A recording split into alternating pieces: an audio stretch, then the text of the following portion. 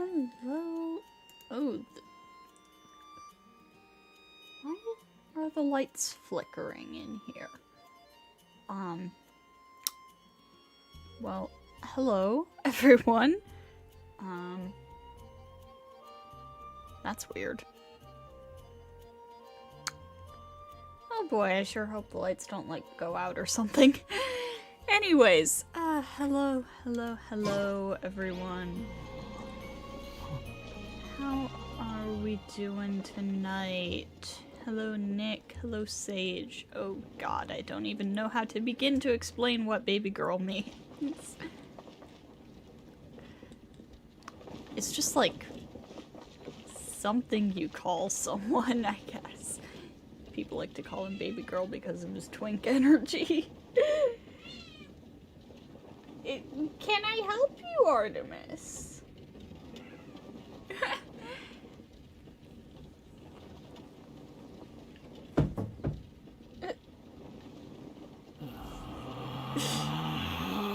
Okay, we're off to a weird start here, but, okay, I think we're good. Anyways, baby girl is, like, it's a vibe, it's an energy. I don't know how to explain it, I'm sorry. It's not really a synonym of twink. You can basically just call whatever character you want baby girl. I see people call Gregor baby girl, and look at him. It's a term of endearment for men who are being cute. That's a way to explain it, I suppose. I just tell it like it is. If someone can't handle Anyways, I do think you will like that's Kaveh. their problem. So,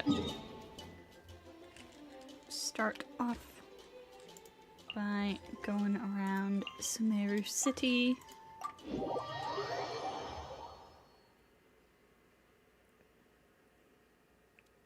Oh wait, I have a better example than Gregor. A lot of people call Virgilius baby girl. Yeah, you heard of it because of Gregor.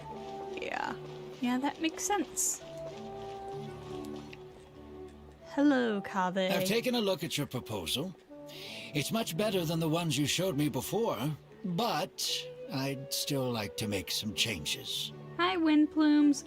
Like a stay-at-home husband? Not exactly. Okay, so normally the word baby girl would be used by like a certain type of guy to refer to their girlfriends, like as an affectionate term for them. And then people just kind of co-opted it to start talking about their favorite male characters instead. And what defines a male baby girl is very different than a female baby girl. I don't know how to explain it. If you like a character, if you are attracted to a character, you can call them baby girl. It doesn't matter. Male wife is more like a stay-at-home husband, yeah. Oh, come on, not again. Isn't this the 6th proposal I've shown you? What's your issue this time? Kaveh is that, also. I mean, Kaveh is definitely like a housewife. I mean, he has a job, but he's still a housewife. But the design still doesn't look quite right to me. Baby girl is just a vibe. Yeah, exactly. I have to say, that's a terribly vague and unconvincing explanation. Welcome to the Please baby enlighten girl me. discourse. What would feel more right to you? For starters, don't you think this roof is jutting out a bit too far from the top? It looks almost like the head of a fungus. This door, too. I don't think it needs to be nearly this large. If you could reduce it to around my height, you could use the leftover materials to construct a few more rooms. The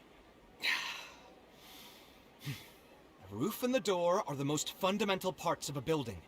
If we were to change them, then what would be left of the design? But yeah, Kaveh is a great character. He's an architect. He's, kind of pathetic. He lives with Al-Haytham, and they were roommates. Even if the soul of the building won't be lost, all traces of architectural style would be gone. Anyone with the slightest inkling of architectural knowledge would know to leave them alone! Oh, I understand the principles of what you are saying, of course, but the truth remains that I'm still a bit unhappy with the design as is. Is there anything else that you can do? Oh, actually, I just got an idea. Can we get rid of all the extraneous sections on the roof, so the whole design will just be one vertical structure, similar to that of a tree trunk? Such a green flag would marry. Yeah, I think the one thing that makes him, like, maybe not husband material is he sucks at money management. What? Don't architects often say that symmetry makes everything more balanced and pleasing to the eye? This way, the proportions will be completely balanced. I really don't know how you managed to come up with such a ridiculous idea. Wait, don't tell me. Someone hired you specifically to commission me and put me through the ringer? Oh my god, Kaveh. Come to think of it, though, I really don't think I've gotten on anyone's bad side recently. Anyway, that's it. I will not be working on this commission anymore. Goodbye. Maybe you can find yourself some other genius who'll be able to satisfy your demands.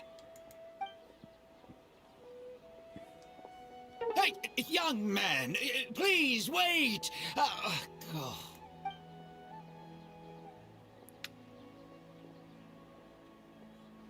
Kaveh looks like he's in a bad mood. I should go check up on him. Not always. Asymmetry can be pleasing to the eye if it follows a pattern. Yeah! I tend to love asymmetrical designs. They're way more interesting. I mean, look at him. Look at Wanderer here with this stuff he's got going on his shoulder here and stuff. He's got some asymmetry going on.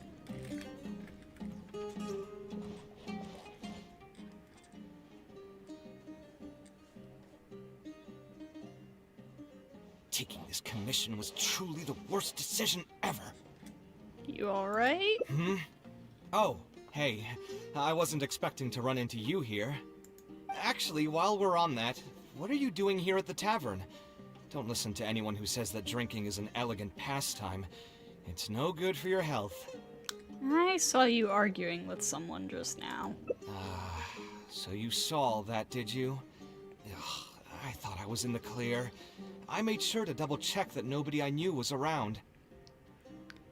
His loser boy personality has endeared you to him. Same! He's so pathetic. Kidding, of course, I would never bully him. I would!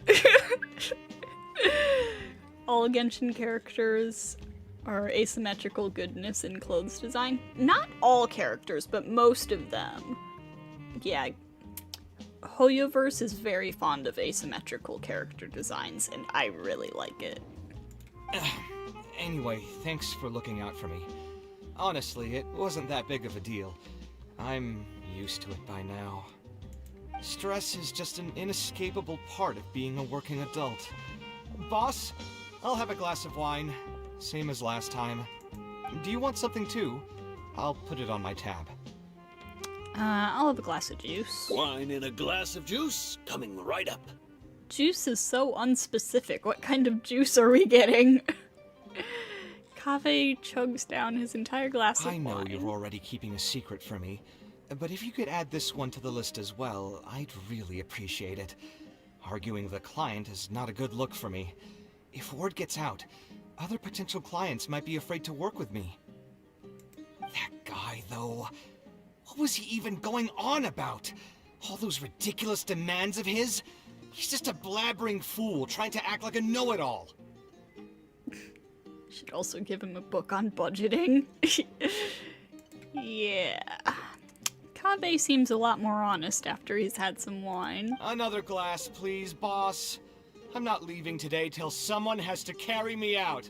Ugh, and that's gonna be me? You've got it, sir. I gotta say, though, it almost feels like you're saying that every other day now.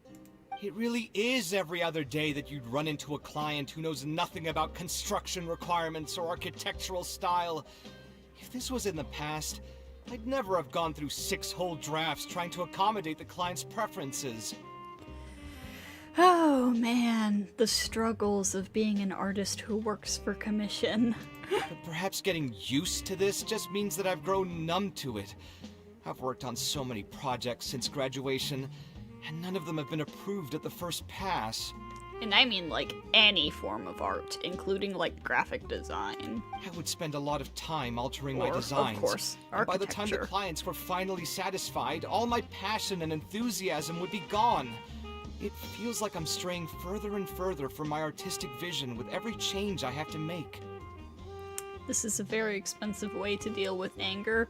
Yeah. Also, Kaveh, don't you have beer at home? I distinctly recall you complaining about Alhaitham drinking your beer without permission. I suppose, though, that just sticking to your guns and completely disregarding other people's feedback I guess you don't want to would deal also with not be a Alhaitham good right thing. now. All of this makes for a real paradox, one that particularly crops up in my work, too. In the end, what is the true meaning of art? Should I see it as a divine gift of inspiration from the gods, or an expression of the light of my own wisdom? Here's your drink. How are you already spouting nonsense after just one glass? Your tolerance is usually much better than that. Boss, what do you think is the meaning of art? The meaning of art? Really, my friend, who in Sumeru understands art better than you? Maybe Nilu? Anyway, I don't know about art, but I do know that I'm interested in business, and some patrons are waiting to be served. So, you'll have to excuse me for now. Just holler if you need anything. What do you think, traveler?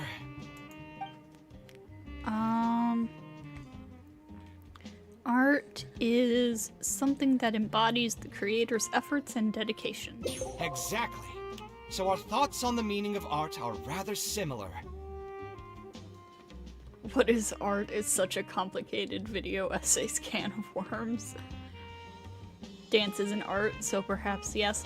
Yeah, Nilu's story quest was basically about this same thing. It's like, what is art? What is the meaning of art? What In is the Sumeru, value of art? especially Sumeru of the past, the arts are not a popular discussion topic. Trying to talk about the arts is basically the key to killing any conversation. It's too bad that I'm not in my best form today. Otherwise, we could have talked about this for a little longer. Would argue that Cats 2019 is art. Cats 2019 is a grim reminder that art need not necessarily be good to be considered art. So I agree, it's just bad. Kaveh still looks dejected, and even the wine didn't help his mood. How can I help cheer him up? Maybe I should play it safe and just make a simple suggestion. Let's do something else and clear your mind. Sounds great to me. I don't even want to think about this project anymore. But what should we do? It's probably not a good idea to just drink until I pass out here. Why did you decide to become an architect? Huh? Where did that come from? I mean, it's not like it's some kind of secret. You probably already know some bits and pieces of my past. My mother is also an architect. I've always adored her drawings, and when I was young, I used to sit next to her and watch her bring all kinds of buildings to life on paper. You could say my interest in architecture just naturally grew with time. Oh, that's cute. Would she be able to understand how you're feeling right now? Perhaps. In fact, I have also seen my mother argue with her clients, but she would always quickly find the motivation to return to her work. Unfortunately, I've barely had any contact with her since she remarried and moved abroad. Even if I wanted to ask her about her ability to stay positive after an argument, it would seem rude to barge into her life again over something as trivial as that. I did remember something else, though. When my mother left, she only carried some small personal luggage with her. She left most of the belongings in the house to me. At the time, she even told me that it would be great if I could learn a few lessons from her life experiences, so my life and career could go a little more smoothly. I hadn't quite come to grips with my emotions, and didn't really have it in me to go through any sentimental items, so I just packed anything with memories away in a box and haven't reopened it since. It's been a really long time. Now that so many years have passed, maybe I have finally developed the maturity I need to face those memories without losing my mind. Yeah, I should dig it out and take a look. Do you think I can come with you? Huh? Sorry, I've had too much to drink and wasn't thinking clearly. You're right. I should do these kinds of things with the support of a friend. Speaking of that, I can call you a friend now, right? Of course. Either way, thanks for reminding me that I can invite you to come along. Had I just gone back by myself, it would have looked like I'm deliberately trying to keep things from you. Ugh, thinking too hard about the words is giving me a headache, so I'll just give it to you straight. Thanks to your advice, I have decided to put my current projects on pause for now, and spend some time trying to rekindle the passion for my craft. Sometimes that's what you gotta do. If you want to stick around and see how this will turn out, you'll be sure to encounter some bits and pieces of my past. Do you think you'd find that too boring? I don't think so. All right, then let's head back together. I mean, you already know where I live. Who knew that the day would come when I too would have some friends over? Let me see. I should have tidied up the place before I left the house this morning. Hatham shouldn't be home now either. He's usually in the records room at this time of the day. Anyway, there's no more time for drinks. I'll go take care of the bill.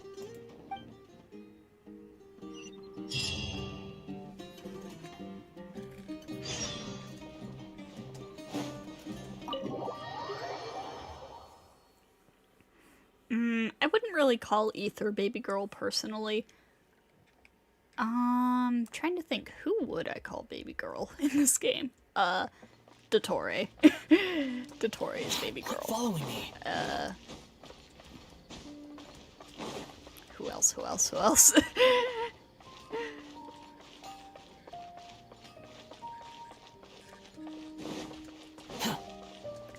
Yeah, Wanderer is definitely baby girl.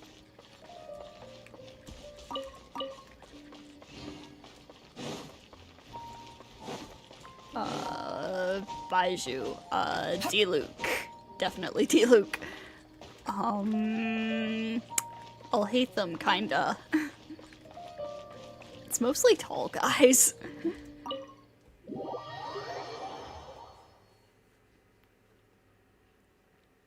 You know who's really baby girl?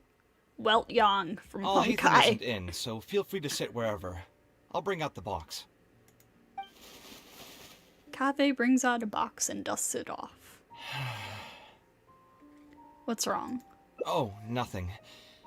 I just didn't realize how much time had passed. The box is pretty dusty, which means it's already been a while since I've moved into this place, and many years since my mother moved to Fontaine. I'm happy for her. I hope she'll be able to find happiness there. She raised me all by herself after my father passed away. It definitely wasn't easy for her. Anyway, enough about that. Let's see what I packed into this box. What are all these things? I really hope we get to meet Kaveh's mom when we go to Fontaine.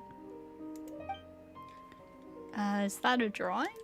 Oh, I remember now. This is a drawing I made in Port Ormos.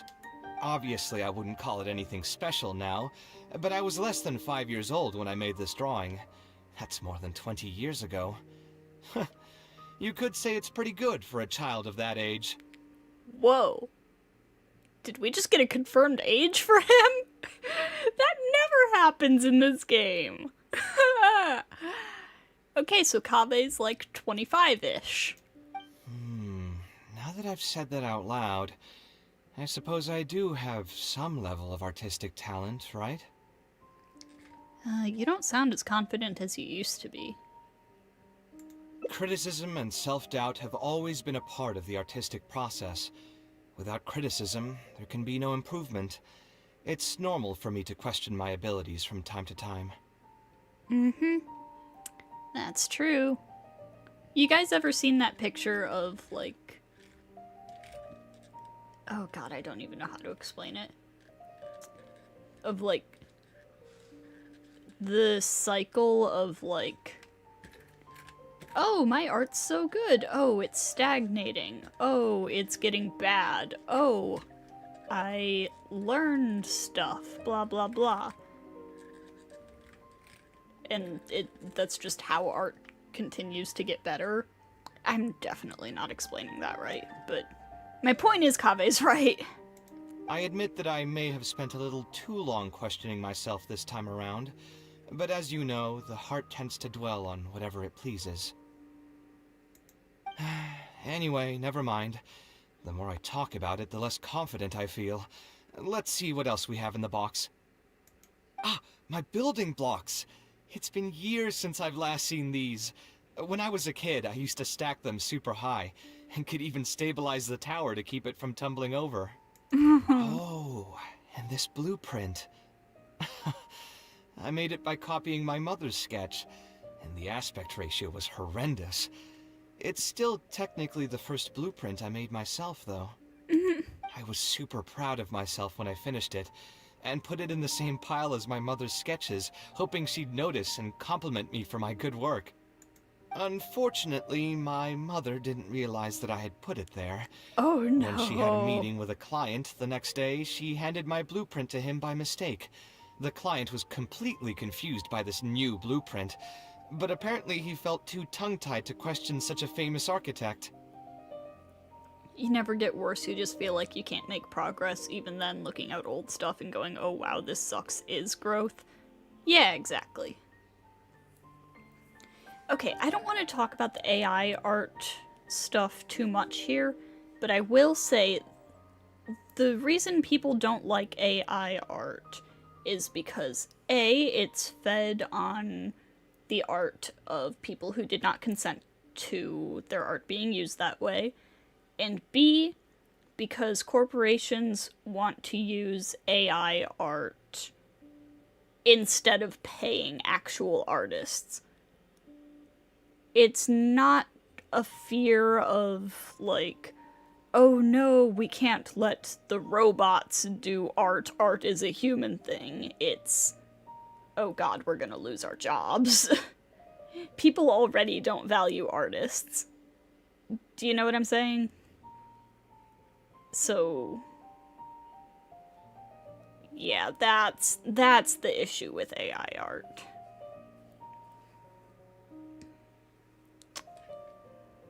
It was only a few days later that he finally gathered up the courage to pay my mother a visit.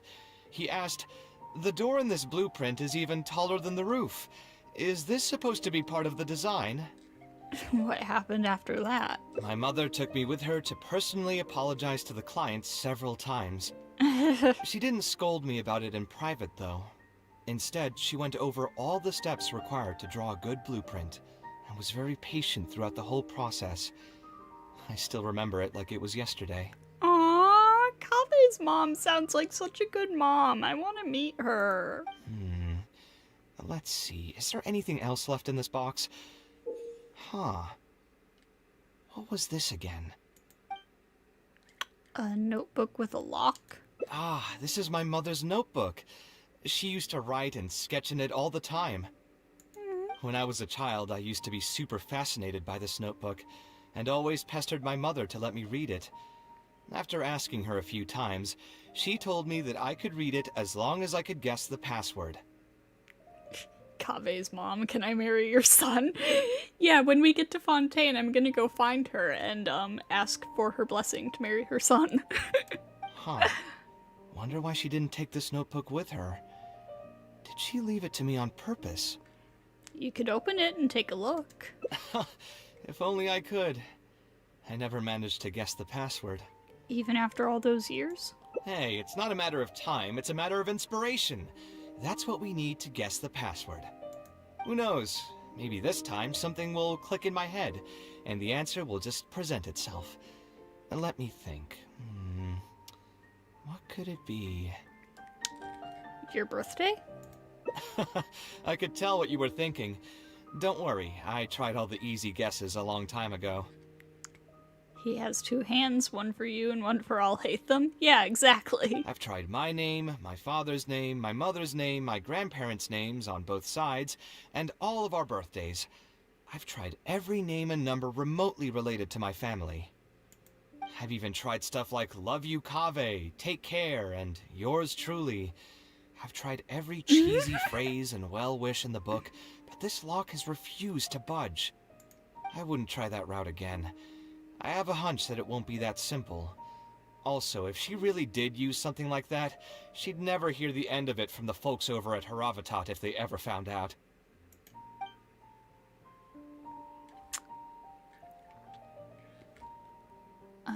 We can try asking some of her old acquaintances. So we could find someone who was close to my mother and see if they might know anything? I see what you're saying, but who should we talk to for that? My mother was never really the one to be social. My father was the one with more friends, but all those connections were severed when he died. Let me think. Is there still someone at the academia who would know my mother? Ah, actually, there is someone. Professor Zaha Hadi. Yeah, so the thing is, like, in theory, I don't necessarily have a problem with AI art, but in practice, it's just, I cannot condone the way it's happening right now.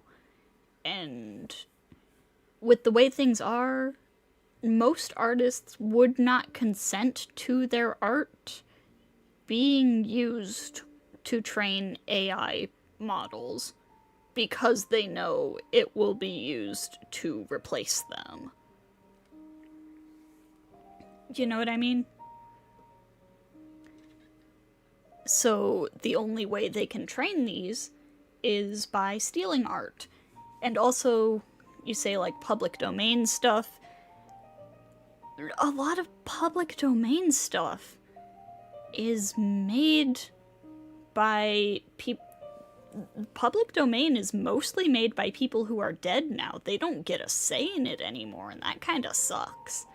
Oh god, I'm thinking of this thing I saw earlier where somebody used AI to expand The Starry Night by Van Gogh, and that's just straight up disrespectful because that's not just a random landscape. That was the view outside the window from the place he was, from the institution he was staying at because of his mental health. That's just beyond disrespectful.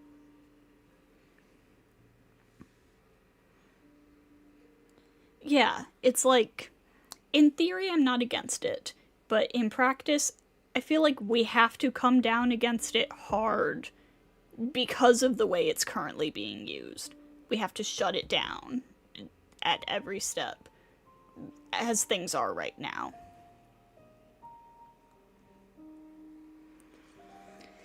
Anyways, Professor Zaha Hadi, who is that? Huh, you've never really heard of her? She's a famous Gasharwar scholar and leading expert in formal garden design. My mother studied under her as a student many years ago. And then there was a famous Korean artist who passed, and then some jerk used his art to replicate it and posted it on Twitter and even asked for credit. Like, dude. Yeah, and that's another thing. The people who make AI art is, like, some of them will specifically say that when they put in the prompts, they will specifically try to do, like, in the style of insert famous artist here. It's a nightmare. Professor Zaha Hadi published many works during her career, so I was able to learn a lot by studying her essays. If there's anyone who still remembers my mom, it'd be her. She's older now and is no longer teaching at the academia. But if I remember correctly, she spends most of her time around the Bimarstan area. Let's go take a look. We might run into her if we're lucky.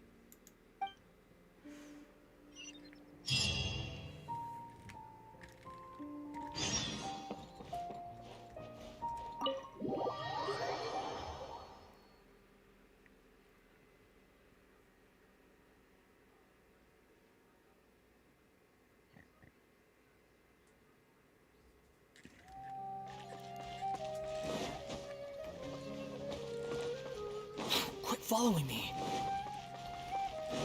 Okay. Squall This Fury. way.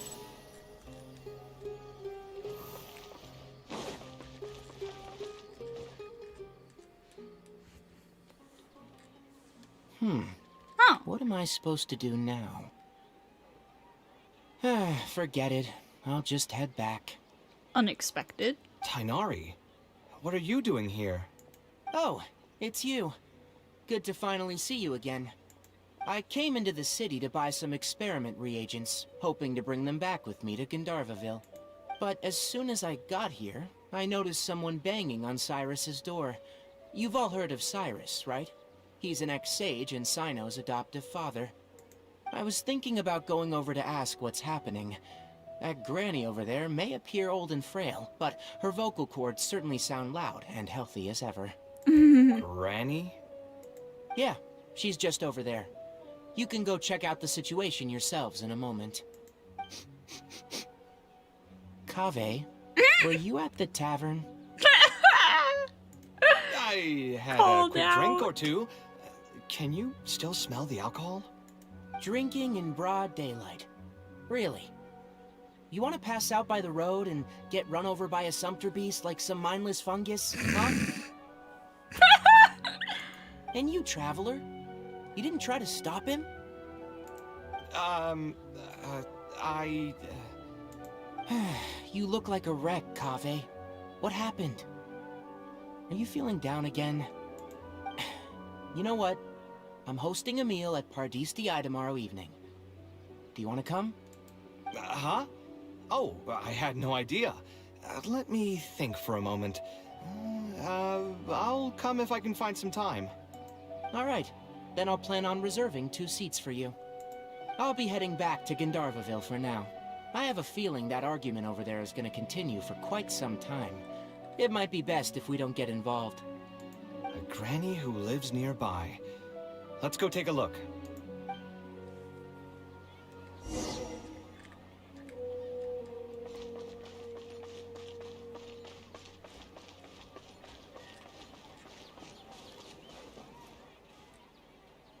Ha! So, plan on keeping yourself locked in there, huh? Fine by me. If you're not going to come out, then I'm not going to leave. My tomato was growing so well, it had all the potential to become the best tomato this year, and you cut it straight from the vine. Oh my I god. already told you I had nothing to do with it. Why would I take a tomato that's still weeks from ripening? You'd have to be awfully green as an investigator to think it was me. You see, the word green here could refer to both the color of the tomato and the fact that your skills could use some. Enough nonsense. Just come out and face me, you coward. You're out of your mind. If I've actually done something wrong, then get a mantra and pull me out by force, why don't ya? Oh, why you?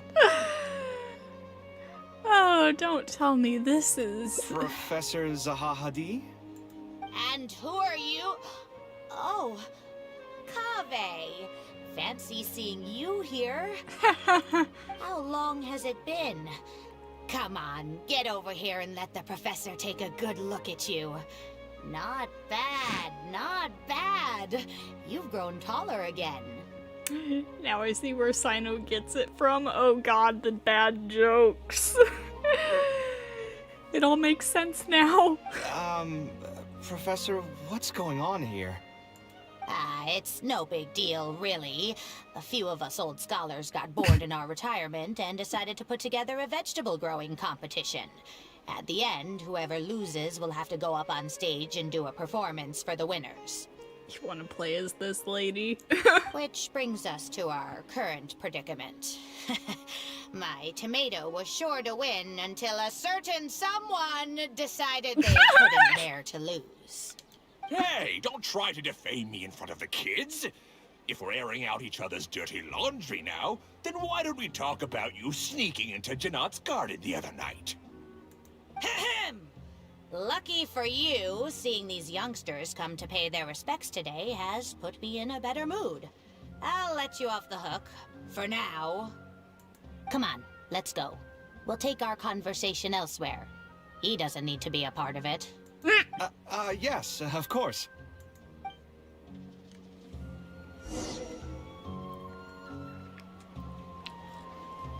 Different Cyrus. Same name, different guys.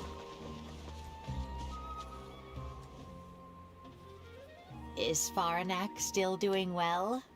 Yes, as far as I know. She left for Fontaine some time ago and started a new life for herself. She's still doing work related to architecture, though. Ah, yes. I did hear about that. Did that upset you at all? No, not at all. She's already sacrificed a lot raising me as a single mother. That's good to hear. Your mother did struggle quite a bit those few years. It's probably a good thing that she found a new place to call home. Sometimes I wonder if things were harder for her because she was so beautiful. People were always drawn to her beauty first, only to realize she had a sensitive and vulnerable heart underneath. She was still quite young when she first joined my class as a student. Beautiful and radiant with her golden hair, yet quiet and single-minded. She seemed like a lass from some aristocratic house who was seeing the outside world for the first time. She had to make a lot of drastic changes in her life to raise you on her own. Even during her time in the academia, she was a thorough perfectionist. If she was unsatisfied with something she had made, she'd insist on redoing it, even if I was perfectly happy with it. She had many admirers, and they'd always fill up the first few rows of seats, hoping they could get closer to her sitting in the first row. If it were any of my other classes, you'd have found nobody sitting in the front. But every time I saw her, she was always in that same rigid pose. She'd have one hand on her forehead with the other clutching her pencil. Her eyebrows would be knitted in a frown as she concentrated on the blueprint in front of her. I see where Kaveh gets his personality, too. I'm sure she had many difficult moments in her life. How did she cope with the stress? I'm not too sure. She never talked about such things with me. She rarely opened up to other people, you know. I do remember one time, though, when she got into a heated argument with a friend. She said something I found very memorable. She said, "True art cannot be understood, but as an artist, I wish some people could understand its meaning and value." And his beauty, yeah. If you ask me, that's probably the greatest source of pain for geniuses of their craft. It's extremely hard for them to find someone who can truly understand their ideas. So that's how it is. I wonder if the password could be... Understanding? I tried both just now. Seems those aren't it either. What are you trying to do? My mother left her notebook to me, but it has a password and I haven't figured out what it is yet. I'm trying to learn more about her so I'd have a better chance at cracking the code. Thank you for all that you told us. It's the least I can do. Talking to youngsters like yourself makes me feel younger too. Honestly, looking at you now, I can see how much you resemble her. It's almost as if she's standing right in front of me again. Your personalities are quite alike, too. You're both stubborn and both a little awkward. Of course, I'm sure the similarities are mostly superficial. But So long as you continue to harbor those traits, you'll find a lot of difficulties in your work. I've taught a lot of students over my career, and in my experience, very few genius architects of Ksharawar ever found happiness for themselves. They would know exactly what they want to express and fight for it tooth and nail, which inevitably led to arguments with their clients. Some clients would choose to respect the architect's vision or just let the argument go because of the architect's reputation, but those are the rare ones. When Faranak first graduated, she was getting into arguments with her clients nearly every single day.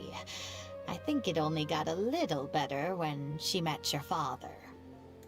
I see. But could he understand the designs my mother made?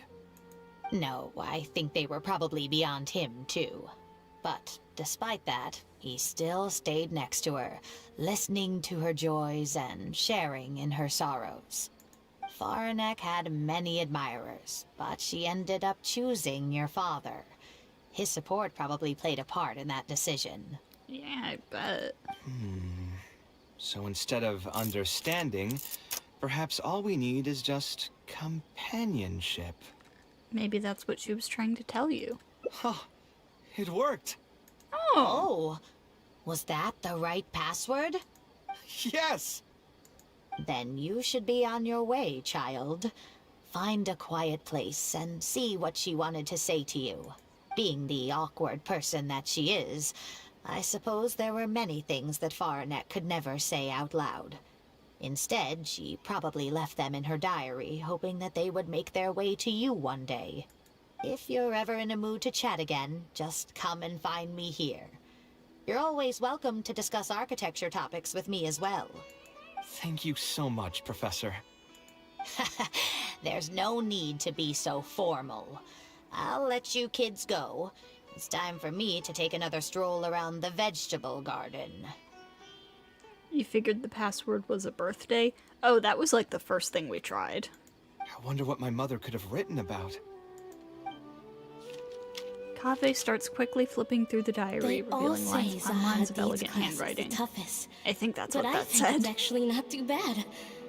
On the other hand, though, structural mechanics is definitely a pain, no matter how you try to approach it. I doubled down and managed to get through it in the end. I met someone special. At first, I didn't think much of him. But now, I feel very happy whenever I get to spend time with him.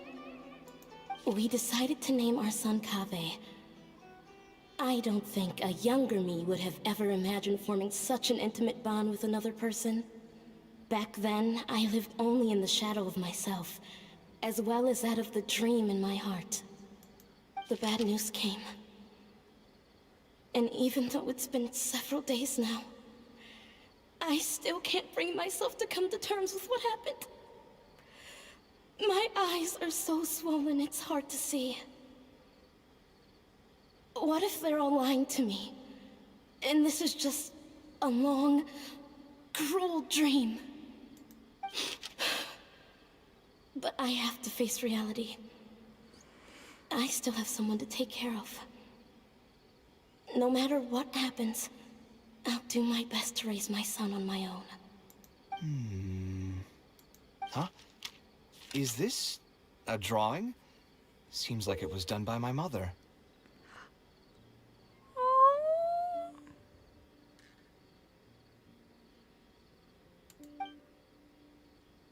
This blonde man was probably my father, but who are the other people in the picture? Huh? Why do a few of them look somewhat familiar?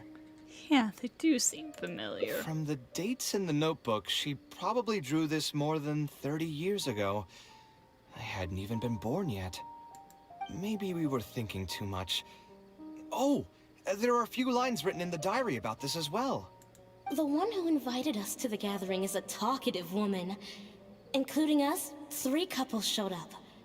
There was also a person who came alone. The talkative woman introduced everyone to each other. She spoke really quickly, so I couldn't quite catch everything she said.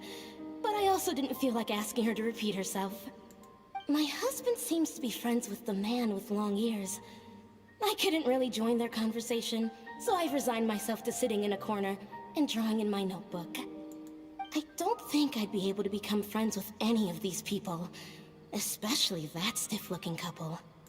That man is certainly very handsome, but he would constantly alternate between disjointed and serious ways of talking. His wife is a bit more bearable.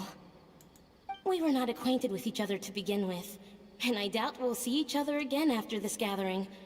The ambiance of this gathering is surprisingly pleasant, however. Talking to people can allow us to find some peace after a long day. Maybe my son will also partake in these gatherings in the future. I hope he'll be able to make many friends. Who would have thought my mother used to attend that kind of thing? It seems she was only good at talking about her own work, and found it difficult to join into other conversations. As a result, she often kept to herself and would be off to the side, drawing. There's more written on the back. Oh, it seems like it was written to me. Kaveh. I was both overjoyed and distressed when I learned of your decision to continue your studies in Kasharwar. You are very talented, and I am confident that you will become an architect of much acclaim. However, the more talented you are as an artist, the more misery and anguish you may encounter. No one will be able to help you during your journey as an artist. But outside of your life as a creator, you can learn to form connections with other people and enjoy many other things in life. It's the only way to alleviate your suffering. It's an autistic mood and a half. Yeah. Whenever you feel down, seek out a friend to sit and have a chat. You can accumulate joy and fulfillment by spending time with them. The positive feelings you gain will get you through the long and difficult years. Never forget that companionship is the most important thing of all. So that's the answer she prepared for me. She really thought long and hard about me and my future. Well, now that I've read her words, do you think I should accept Tainari's invite and attend that dinner at Pardis-Di? Wait, were you actually considering not going? The thought definitely crossed my mind. Dude, I think you need to take advantage of free dinners whenever you can. Although it'd be nice to get together with friends and chat the night away, I don't want to bring down other people's moods because I'm sad. Fair enough. But Besides, come on. don't most people hate the feeling of seeing their friends troubled and being unable to help? And what's worse, nearly all of my problems can't be easily resolved with some encouraging words or gesture. And don't forget, I'm also older than all of them. As their senior, I should appear to be a bit more responsible. It's normal for friends to take care of each other. You're not wrong, but I keep feeling like I haven't really helped them much in return. It's always fun to have you around, Kaveh. Wait, do you mean it? You're not making fun of me, are you? No. I've gotten so used to sarcasm that I can't tell what's genuinely a compliment anymore. Wait, by fun, did you mean... You know what, I'm not going to overthink it. I'll see you tomorrow at Pardis-Di.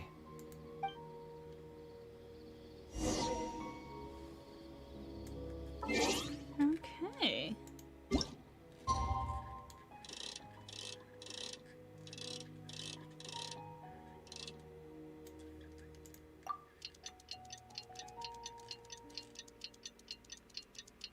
It's also a mood, but you tend to want your friends to know, or to let you know if they're having a rough time. Yeah, it's like the feeling of like, please let me know if you're struggling and I'll try to help, but also I don't want to let anybody else know if I'm struggling because I don't want to burden anybody. Yeah, that's a mood. Oh, he's so ADHD coded.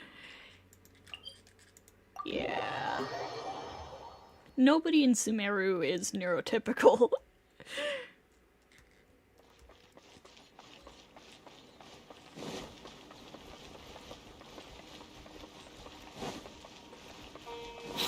following me.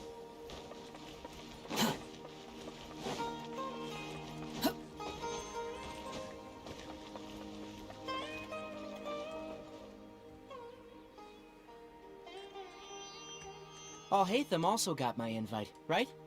Will he be coming to join us? That guy?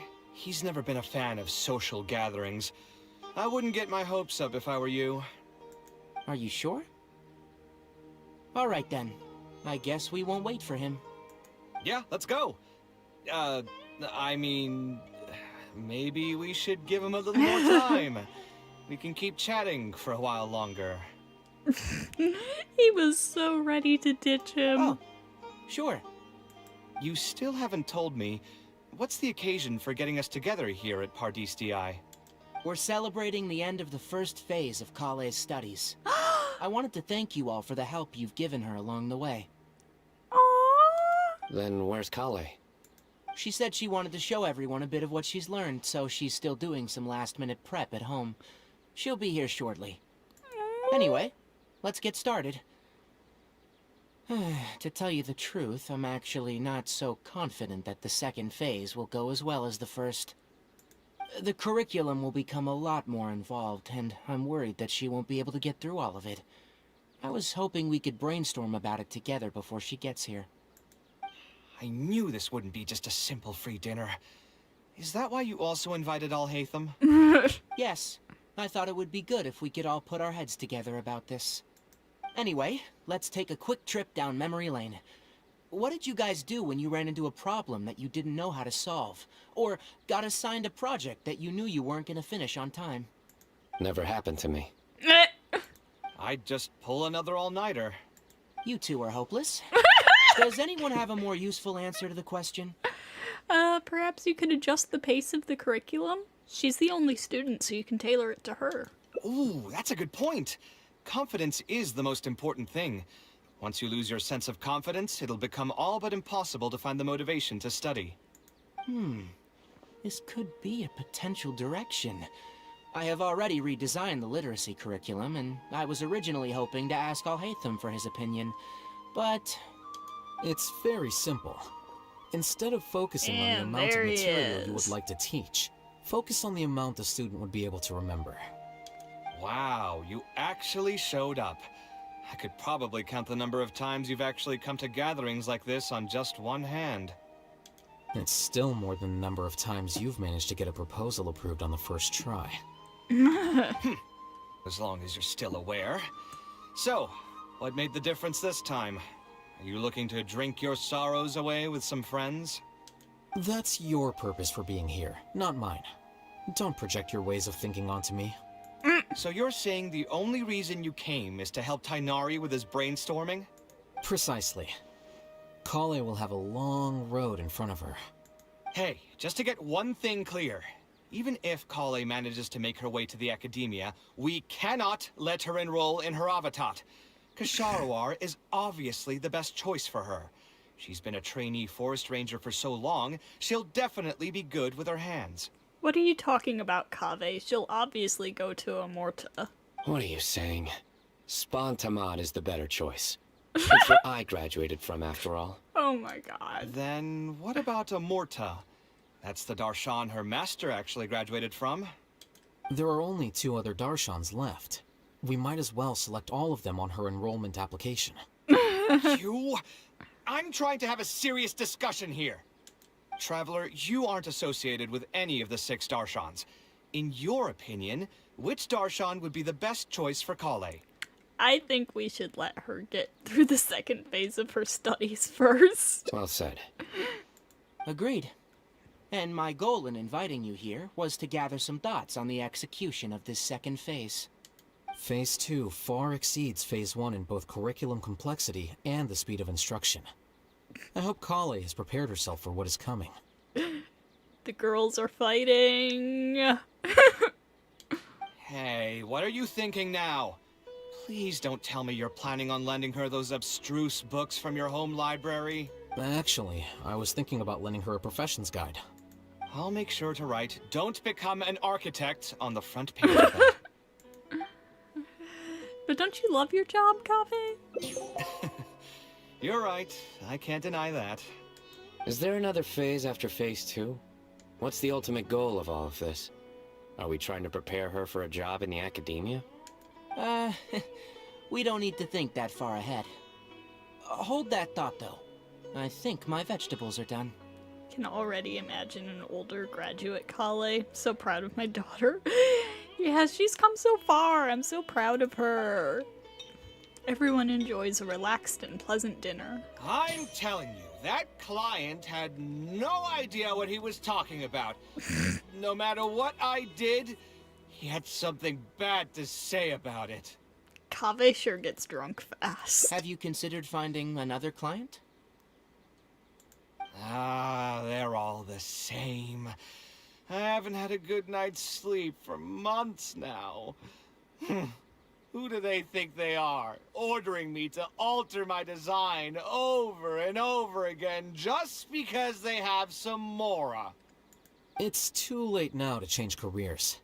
You might as well try to find some joy in the pain. Besides, you'll be getting up in the middle of the night to make edits to your own design even when the client doesn't request it. No. That's not true. Cheer up, Kaveh. Oh god. I'll tell you a new joke. Oh god. We'll save that for the end, Sino. You can keep it to yourself until then. Whatever. I'm not going to use my brain anymore. Let's drink tonight to our heart's content. I'm not going to use my brain anymore. Me, after a certain time.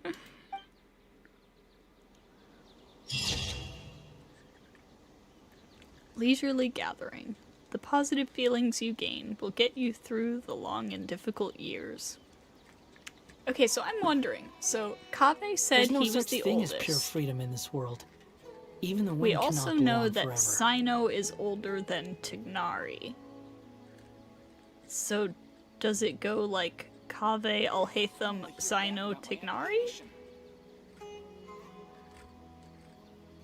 I wonder. Alhaitham, where exactly do you fit into this age ranking? Relax.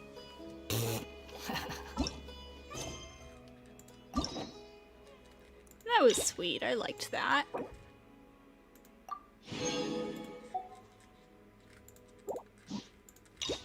Okay. Let me see.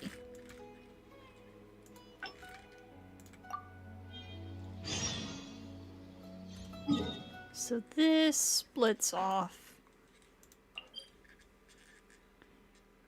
here. You want to see the cutscene of Alhaitham carrying Kaveh home? Yeah, all the way from Pardistii.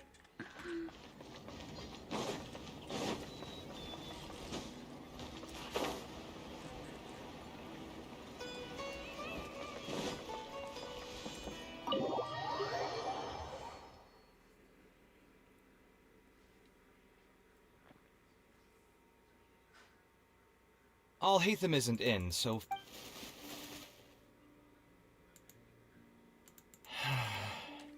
Oh, nothing. I just didn't realize how much time had passed. I'm happy for her. Anyway, enough about that. Let's see what I packed into this box. Blah, blah, blah, blah, blah. What are all these things? Come on. Let me get to obviously where it branches off. Now that I've said that, criticism and I admit that I may have... my building block. Oh, I was super Unfortunately, it was only a few days later that my mother took me... She didn't scold me. Let's see. Is there anything else left in this box? Huh. Oh, this is my... When I was a child, Wonder what... If only I could... Hey, it's not a matter... Who knows? Maybe this time something will... I could tell what you were thinking. I've tried my name. I've even tried stuff like... I wouldn't try that route.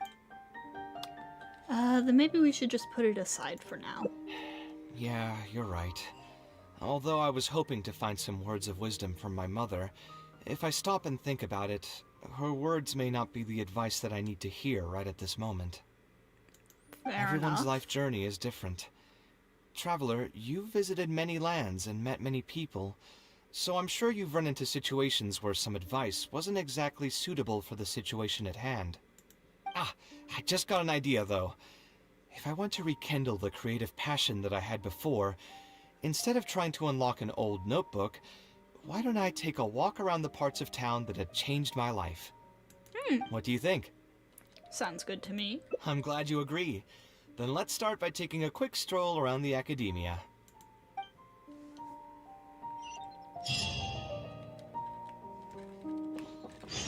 Okay.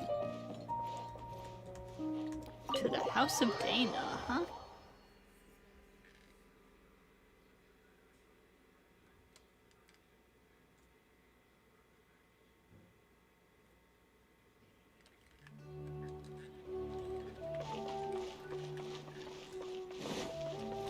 Quit following me.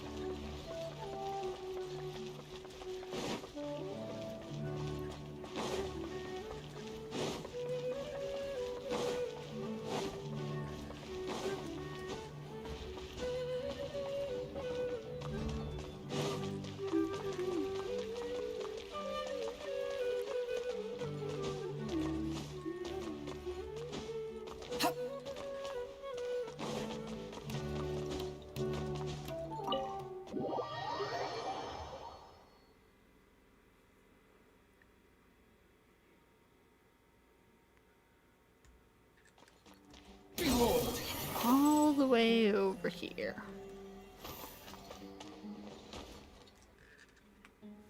Of all the places in the academia, I remember this one most.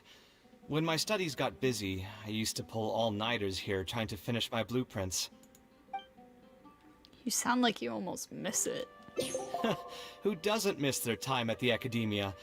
Life was a lot simpler then, and we all had far less troubles. Oh, I can think of some people who don't miss their time at the academia. I created many designs that I thought were certain beautiful in the librarian, House of for Dana. one. I drew whatever came to mind, since I didn't have to care about budget constraints or turning them into reality. Why did you like to draw in the House of Dana? If I had to give a reason, it'd probably be because I like the ambiance here. It is nice. The academia also had a rule that allowed scholars to annotate any physical books they came across. As a result, the books here are chock full of scholars' wisdom across many generations. Wow.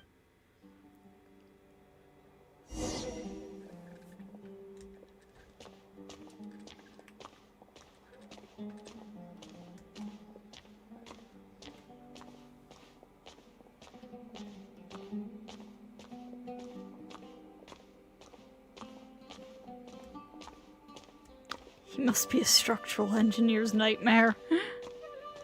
Oh, here, this is a great example. This book, History of Ancient Sumeru Architecture, contains some analysis that I did many years ago. Oh, cool. Huh? Why is Alhaitham's handwriting also in here? When did he ever read this book? Is he correcting your notes? I guess it's probably from when we worked on that research project together. Anyway, he probably never cared to tell you this, but the House of Dana is where Alhaitham and I first met. I came here to do my homework, and saw him sitting by himself next to that row of bookshelves. A group of Haravatat scholars were chatting near him, but he looked as if he was too lazy to join them. There was a pretty stark difference between him and all the rest of them. It was my fault for feeling bad for him. I thought he must have gotten into some kind of trouble and went over to ask if he needed anything, not realizing that... Not realizing that you were in fact the one in a whole heap of trouble? Alhaitham jump scare. Alhaitham? Why are you here? The House of Dana is a public space. Anyone can come here, no? But shouldn't you be at the records room at this hour? You're not here to watch me make a fool of myself, are you? You think I would derive amusement from watching you fall into depression over your life's various troubles? If that's the case, then I suppose I must have been entertaining myself for years. I came here to pick up a few files. If your voice hadn't managed to get through my soundproof earpieces, I probably wouldn't have noticed you. Wow. All right. I admit I was probably overreacting just now. Well, want to continue the story? Probably not when he's right here with us. As his senior, I shouldn't try to tarnish his reputation. There was nothing embarrassing or shameful about it. When I was still a student at the academia, I once collaborated with Kaveh on a research project. A collaboration is usually beneficial for all parties, but due to issues with our personalities, we ended up going our separate ways before completing the project. We had a number of differences, and they remain unresolved even today. But there's no point going into that right now. The more important question is, why are you at the House of Dana? Kaveh's feeling a little art blocked. As a senior scholar, isn't it my responsibility to Well, not offer my really friend a art quick blocked, tour and explanation of the academia's architecture? I see. Then let me guess. Your next stop will be the pavilions around Razan Garden? Our famed architect sure loves showing off that corner to all his friends. Oh, and Kaveh, a lot of the books you annotated have been moved to the innermost section of that bookshelf over there. You'll have to dig them out yourself if you need to find them. Huh? But why would you know that? Don't tell me you finally had an epiphany and realized that there's great virtue in respecting your elders' work. Sure, if that will give you some self-confidence. Leave any words of thanks you may have to the ex-Grand Conservator. The last time he was here, he was complaining that he had received reports from current students. The main grievance being that the annotations are too long and difficult to read. As a result, the books you annotated have been moved to the back shelves. What? But all of my annotations were extremely important. Instead of reporting me, they should have been thanking me for my service. The notes that I took, they couldn't have asked for a better analysis of those books. Okay, just you wait. I'm going to fix this right now. I'll dig all the books out and return them to the proper shelves. Oh, we'll wait. Waiting is about all we can do. Anyway, you were about to say he's feeling a bit down? He was put through the ringer recently by a particularly difficult client. Put through the ringer. What an interesting phrase. I assume he used those exact words himself? Doesn't seem far from the truth, though. He probably did suffer quite a bit, that's true. He always spends a lot of time editing his proposals, with the goal of satisfying as many of the client's preferences as possible. The poor librarian, yeah. But the satisfaction of one client will not translate to general satisfaction with his work. Many problems in life can only be solved by a fundamental change of attitude. As the leading genius of Ksharawar, Kaveh should have both the right and the confidence to reject any unreasonable demands. There are plenty of architects in Sumeru who are inferior to him in skill, yet far more irascible in temperament. What's more, there are plenty of people who look up to such individuals as paragons of staying true to one's principles. So the problem is with Kaveh. Clearly, his predicament is inevitable, since he holds other people's feelings as more important than his own. Yeah. Of course, each person is different, and we should respect the paths that they have chosen for themselves.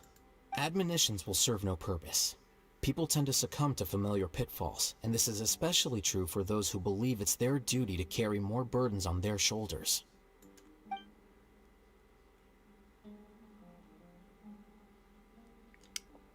Put through the ringer basically just means like put Looks through like you were having an enjoyable chat exceedingly while I was stressful gone. situation. Are you talking about me by any chance? What do you think? What else is there to talk about? Surely no one would be interested in talking about the files that you were browsing through earlier. Anyway, you should take a look at this. Look at this comment on page 82. Dear Kaveh, thank you so much for annotating this book in such detail. It was a great help to me. See that? Now that's how a student should treat their seniors. And it looks like you're already in a much better mood now. It really doesn't take much to make you happy, huh? Me happy? I'm mocking that retired blockhead for being so full of himself. He understands nothing about the true beauty of architecture. When I can find some time, I'll have a serious talk with him about making sure these books are put where they belong.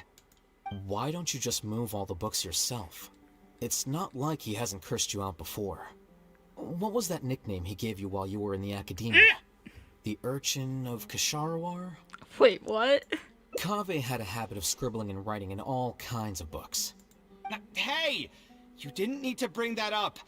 At least not when I'm still standing here. Oh, actually, I also found a really old sketch in one of the books over there. See? Doesn't it remind you of something? An arch bridge? Huh? Don't tell me even you don't get it. Don't ask me. This is the time you specifically put aside to brag about yourself. Feel free to hoard all the spotlight you want. You... In that case, allow me to explain. Although this sketch is a little abstract, you can plainly see from the road plans that this was an original concept for the expansion of Port Ormos. Oh, no, it's a ring with a W in front of it. So when you wring something out, you're like squeezing stuff out of it. Like if you take, say, like a towel and you wring it out, you're wringing all the water out of it. So that's basically what it comes from. We can also plainly see that the designer was a huge fan of this project. It's the project he loves to talk about the most, second to the Palace of Alcazarzaray.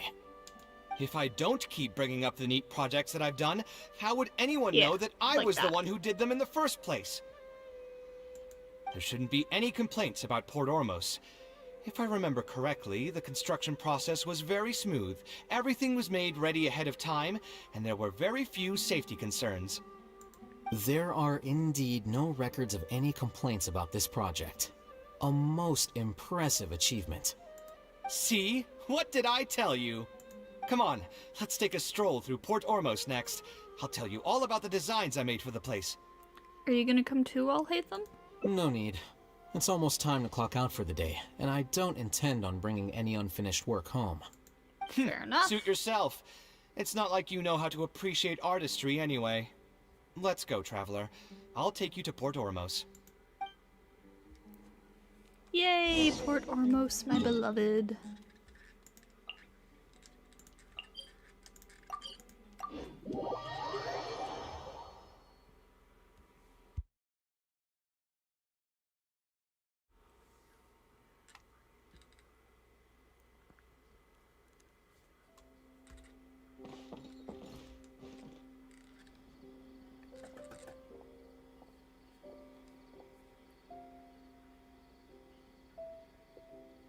Port Ormos. Did you design one of the buildings here? No, I didn't design any one specific building. Most of my work here concerned structural renovation. Port Ormos had already existed since I was still a young child. It wasn't as large as it is now, though. It only came to its current size after a sizable expansion. I was part of that project.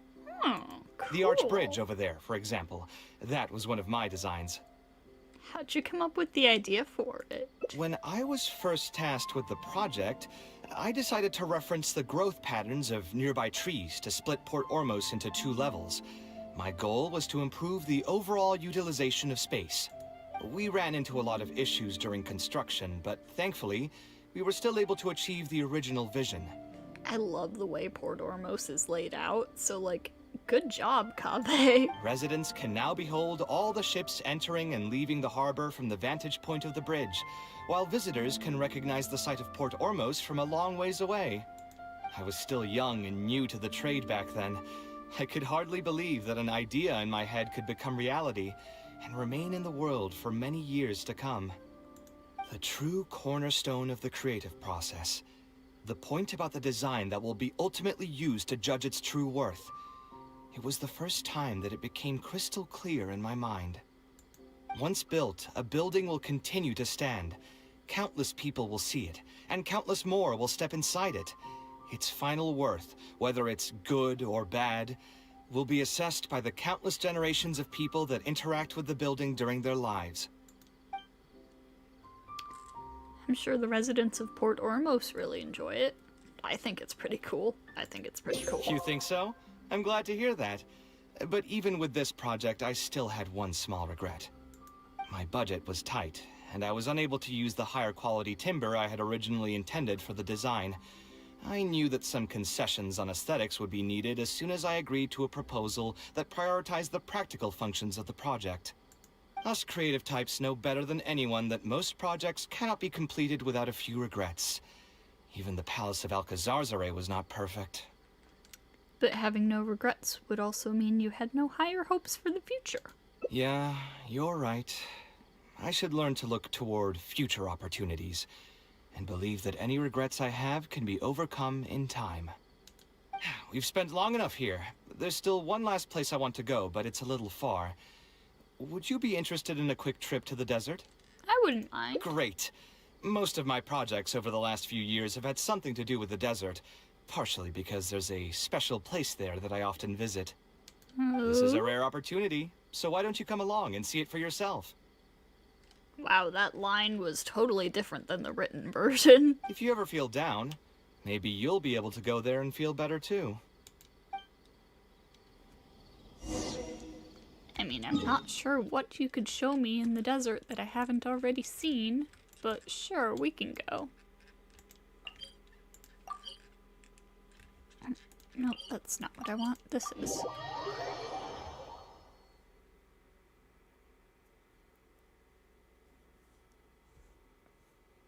Who would have thought that so many primal constructs could have congregated here while I was gone? We won't be able to sit and talk peacefully with these guys around. Let's clear the area.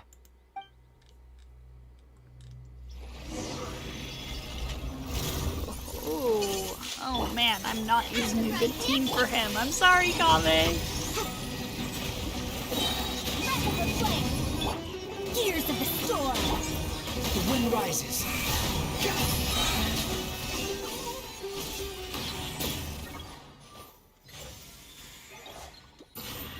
Isn't this place great? I often come here to clear my mind when I'm dealing with a difficult situation. You know what I mean. Everyone finds themselves in frustrating situations once in a while. Air fryer. Like a burn team? I guess I could have done that, but oh well. Just take me as an example. My family life got shaken up quite a bit when I was young. I struggled in school, and I got into a huge pile of debt building the Palace of Alcazarzaray. Although Alhaitham thinks that it's because of my personality that I continue to live in the shadow of the past, I think it's also just a part of life. Plus, if I look back, I've honestly had my fair share of good luck as well. Kaveh's more of a Bloom character, though. You could probably say I followed in the path of my mother. Like her, I've gained a name for myself as an architect, built something that's seen as my magnum opus, and found many projects that others have entrusted to me to finish. You also haven't completely lost your passion for life. Life is too boring when you live with no enthusiasm and passion. Only those who believe in the inherent meaning of it can capture the small nuances of everyday life and turn them into inspiration for beautiful designs. So true, Kaveh. Of course, I will concede that loving something also means taking it to heart. So to an extent, caring is also a source of pain. If I didn't love my work, I wouldn't be so torn up about it all the time. But still, isn't this place beautiful? Despite the erosion from the winds and changing seasons, you can still perceive its past beauty and glory. With different landforms come different architectural styles. The desert's history has left it with few records regarding its buildings, so I often visit the desert to investigate things in person. The sight here has moved me ever since the first time I laid my eyes on it. I told myself that one day, I would also be able to create buildings that move others. My pain will one day fade into nothing, just as I reach the end of my life. But buildings are different. They are far more valuable than most materialistic things, and far more durable than human flesh. As long as there remain souls in the world who can decipher the meaning behind them, they will also have acknowledged me across the vast stream of time. If you were to ask me what art is, that would be my answer. Now that's more like the Kaveh I know. You think so? But I feel I've always been like this. Remember that question I brought up before? The one about whether I should see art as a divine gift of inspiration from the gods, or as a product of my own existential struggle. I still haven't found an answer to that yet, but if art wasn't inherently paradoxical and enigmatic, then people probably wouldn't be drawn to it. Those who pursue art will be unable to avoid the pain that it naturally brings.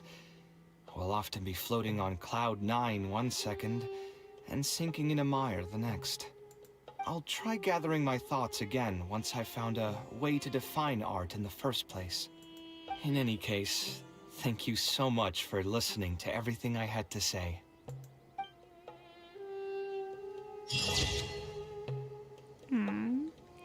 Beneath the stars. My pain will one day fade into nothing just as I reach the end of my life, but my buildings will endure. Oh, Kaveh.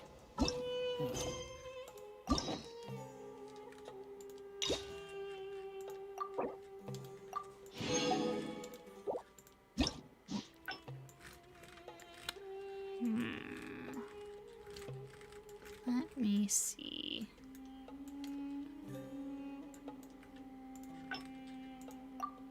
Alright, starting from the tavern again.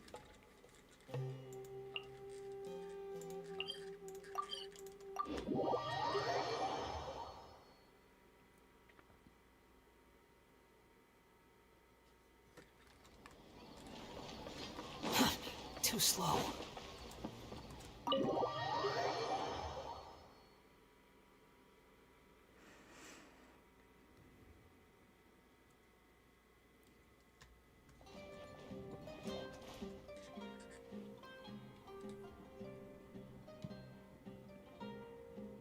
Taking this commission was truly the worst decision.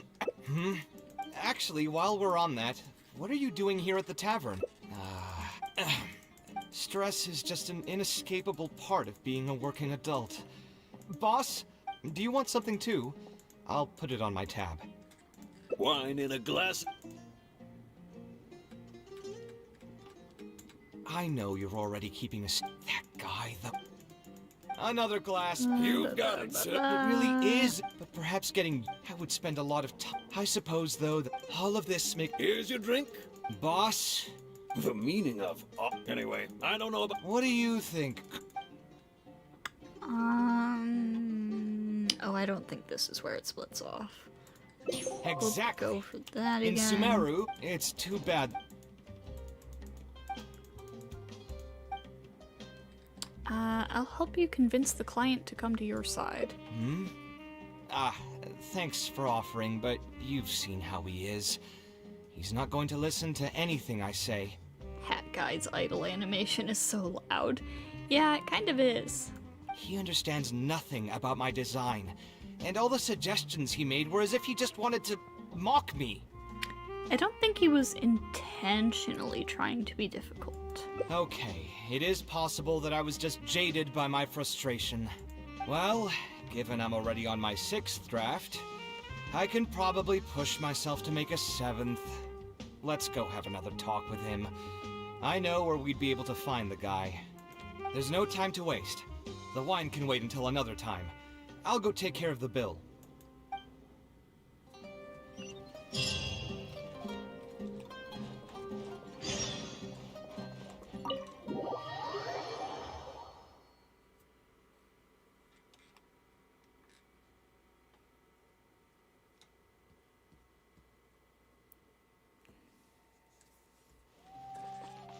Oh, he's in Port Ormos. I thought he was still right outside. How did you get all the way to Port Ormos that fast, sir? We weren't in the tavern for that long. Kaveh, what are you doing here? I've changed my mind. I was overreacting earlier. Can we try discussing the project some more? My apologies as well.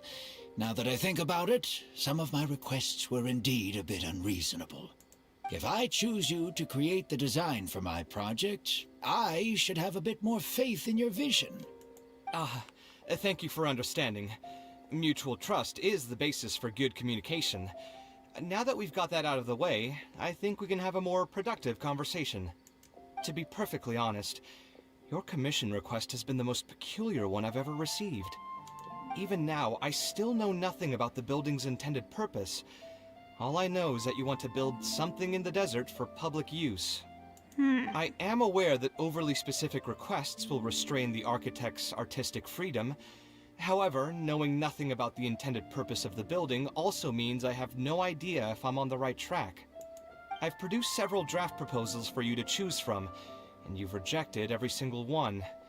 If we don't get on the same page, it could be a decade before we can finally break ground on this project. Yes, I've given this some thought already. I think we can go with the general direction of the latest proposal that you just showed me. It's just... Just what? Putting the building design aside, can we get some less expensive materials for the floor tiles? Yeah, I know someone in the business, and the red bricks he sells can go for pretty cheap. The timber here as well. We should be able to find some substitutes. Please give me a moment. My head's starting to hurt again. Just please hold on for a second. So, let me get this straight. You want to reduce the cost of the project, right? But if we implement your suggestions, then I'm afraid we have to scrap the entire design. For structural reasons or aesthetic reasons? Architectural design cannot be neatly split into discrete parts. Any change to one part of the design will affect the quality of the whole thing. I decided to utilize high-end timber for this section because the weight-bearing structure requires the supporting materials to be durable and strong. Same with the tiles. Switch them out and the entire mural will have to be redesigned. More importantly, if we make such a change, both its practical functionality and aesthetic value will take a great hit. If all you need is a building with a roof that can keep people dry in the rain, you shouldn't have commissioned me. Many architects would be able to build you one of those while charging far less in commission fees. Actually, Please tell me, are you absolutely sure that there's no room for any changes in this draft of the design? I think the most important thing for me is to understand what you would actually like to get. If you could tell me more about your vision, I might be able to work with the design some more. You are the client, after all. You should have the final say on how the project turns out. I want to build something unique. Something quiet and warm inside. A refuge that can block out the world outside. I want all who enter this building to be able to temporarily forget everything that's going on outside of the building and just focus on their task at hand. That's a bit more information than last time, but it's still extremely vague. To put it another way, every rich person who wants to build a mansion for themselves would request something like this. We've gone through many proposals, and this draft is already the cheapest one. Cutting costs by substituting building materials will not only detract from the overall effect of the building, it also won't save you much more in the grand scheme of things. Thank you for giving it so much thought. Please, give me some more time to mull over the budget. I'll get back to you once I've figured out a solution. I still have a few business meetings that I must attend, so I'm afraid I'll have to leave for now. You can just leave the proposal as is. I'll get in touch once I've given it some more thought.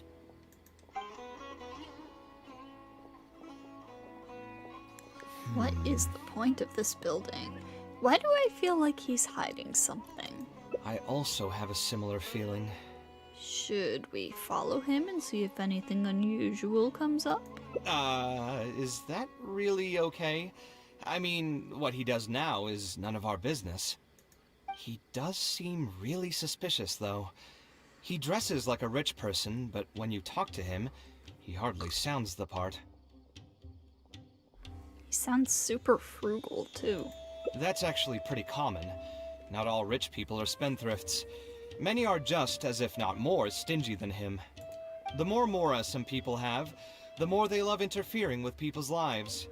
Like constantly reminding you to pay back your debts, or hinting every other day that it's time for you to pay rent. Actually, now that I think about it, I'm not even sure this person really wants to work on this project with me. Putting his vague requests aside, he's still finding excuses to procrastinate even when we've decided on a plan. Who knows how long construction will take if he keeps delaying things like this? We should find him again and get some clearer answers. The sooner we can break ground on this, the better.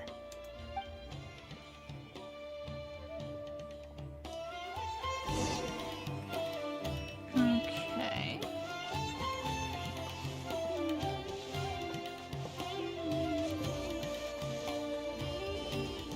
Huh? Where did he go? I could have sworn he went this way. Let's keep looking.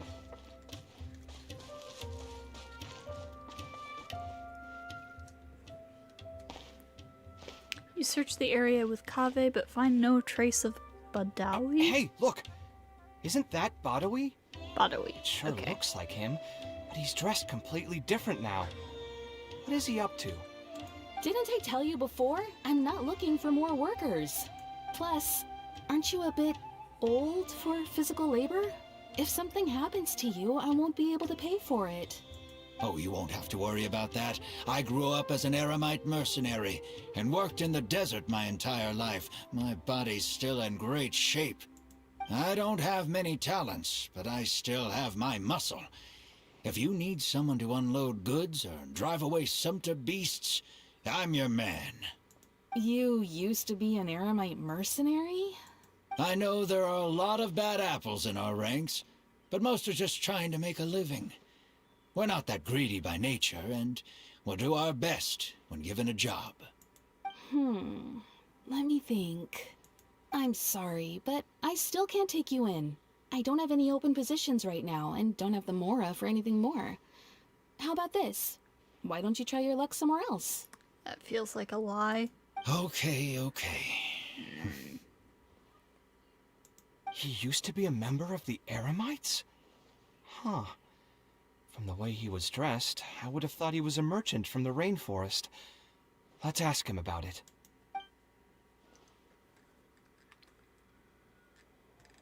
Something he's doing is fake. Maybe it's all fake.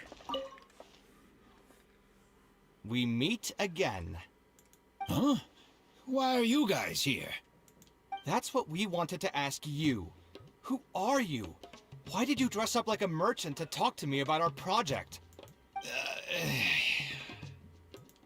There's no need for us to continue this project if you still want to keep hiding things from us. I don't work with individuals I can't trust. Believe me, I didn't have any bad intentions. It's just... All right, there's no point hiding anything anymore. The building I'm trying to commission you for is not really a personal residence for me, but rather a library for children living in the desert. A library? Funded entirely by yourself? Shouldn't this be the responsibility of the academia? Dude, the academia doesn't care about the desert. I've heard that the academia will be looking to prioritize the desert with the allocation of educational Okay, yeah, resources and that's true. materials. It sent over a large shipment of regular goods just last month. You're right, and I was aware of these happenings as well. I just figured what I want to do is a separate effort from what's already being done by the academia. The desert is too vast. Even if the academia spends a lot of effort trying to disseminate knowledge in those parts, it might still take decades, if not centuries, to reduce the educational gap that already exists between the two regions. And what's more, I don't know if the academia would ever reverse its stance in the future. All I know is that as a desert dweller, we should not wait passively for good things to happen to us. If we only did that, we'd never be able to stand up and hold our heads high. I don't have much longer left on this world, so I just want to use whatever time I have to contribute something to my homeland. Why did you feel like you need to lie? I didn't want you to know that I came from the desert. I've lived in the desert my entire life, and there wasn't anyone here that I could trust. I figured I needed as much safety as I could get. Fair enough, fair enough. To the point that you even disguised your identity? That's certainly taking playing it safe to the next level. Hold on. Don't tell me you've also been scammed before. When I first came to Sumeru's city, I brought a lot of Mora, hoping to find an architect that I could work with. Oh yeah, people in the rainforest have this huge bias against people from the desert. Someone agreed to take on the project, and even took a sum of Mora from me, but then disappeared without a trace. After that, I heard that there are a lot of untrustworthy people in this business. Some would run as soon as they've been paid, while others would deliberately use expensive materials and take a cut of the construction funding. I spent a while collecting information in the city, and eventually learned that you're the most famous architect in all of Sumeru. I figured that you wouldn't need to make Mora by scamming people, so I decided to reach out to you. By the way, how did you know I was scammed? I don't think I've ever mentioned that to anybody. Because he has also been scammed. Just a hunch. A while ago, I accepted an offer to work on a project in the desert, and was also scammed out of a large sum of Mora. I ran into someone who was living in a pretty run-down house. I noticed a load-bearing wall on the verge of collapse, and suggested that I build a new house for him. He said that he had no way to pay for it, so I loaned him some of my own Mora, and told him to get some stone and timber from the local vendors. Soon after that, I found out that he had gone gambling with all the money, and lost everything, down to the last coin. No, this guy was dressed like a merchant before, but now he's dressed like an eremite. And after that, he even borrowed Mora from me twice more, using a different excuse each time. I didn't even suspect him of any wrongdoing until he hired a group of mercenaries and tried to ambush me in his own house. According to him, I looked like an easy target because I was an academia scholar who didn't have any family or friends in the desert. What kind of person would just look at someone else and think, this guy looks like an easy target? Those kinds of things do happen every once in a while, yes. Folks like him are the exact reason why us desert dwellers' reputation have gone down the drain. I must apologize to you on their behalf. It's all right. You were also scammed by someone from Kasharwar after all. I should apologize to you on their behalf. Ultimately, neither of our experiences had anything to do with the desert or the rainforest. People who are new to an area are always easy targets for criminals. Bad people are everywhere. Yeah, you'll find both good and bad people everywhere. I can't understand the logic of those who like to take advantage of others, but I have to accept their existence as a fact of life. Anyway, I digress. Let's return to the topic at hand. Did you keep rejecting my designs because you thought I was deliberately using expensive materials to take a cut as a middleman? That's what I was afraid of initially, yes. I eventually understood that you weren't out to cheat me. But unfortunately, I still don't have nearly enough Mora to pay for the design you proposed. I've done the math, and know that we should be able to make it if we cut some corners. However, after our conversations, I can see that you're passionate about your design, and I'm quite fond of the proposal as well. So, I decided to try and see if I can afford your proposal as is. I've been looking for work every day, and in another month, I should be able to cobble together enough Mora to meet the budget.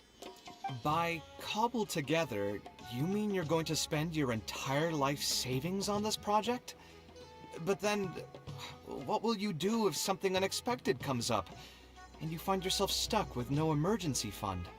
To be honest, I haven't really thought about that. I mean, when you've lived to be my age and something happens, you can't really call it unexpected anymore. All I want is to build this library before I leave this world, so that the children of the future would have some books to read, and the desert dwellers would be able to learn their letters and pick up some practical knowledge. You seem really passionate about this project. A while ago, I heard that the Academia had decided to recruit a number of exceptional children from the desert. Of course, this is welcomed news. But as someone who spent their entire life in the desert, I still have a few concerns. I know the desert life, and can predict what the problems will be.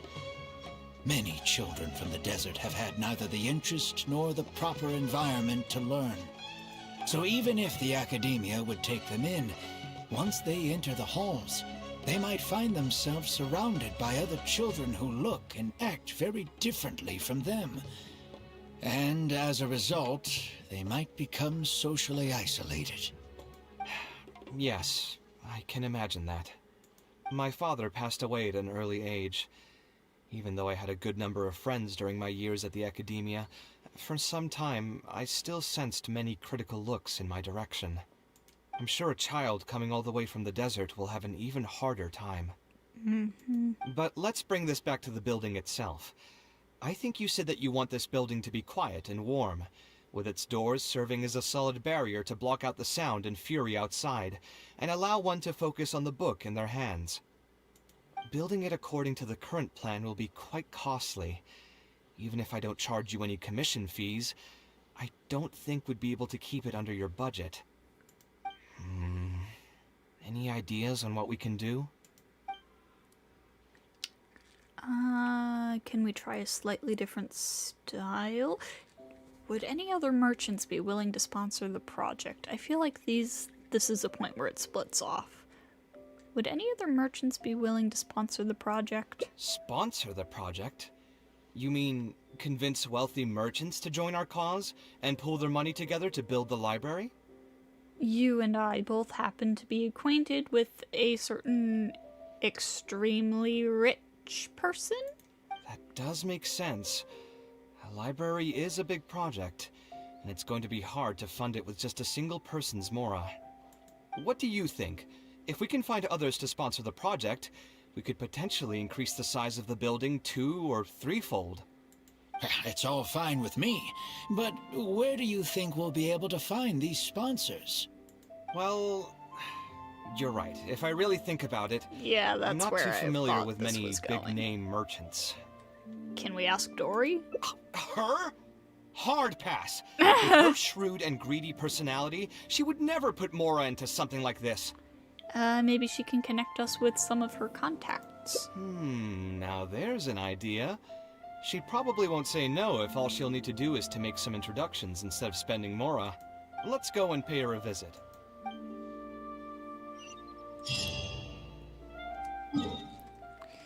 To Kaveh's favorite work, the Palace of Alcazarzaray.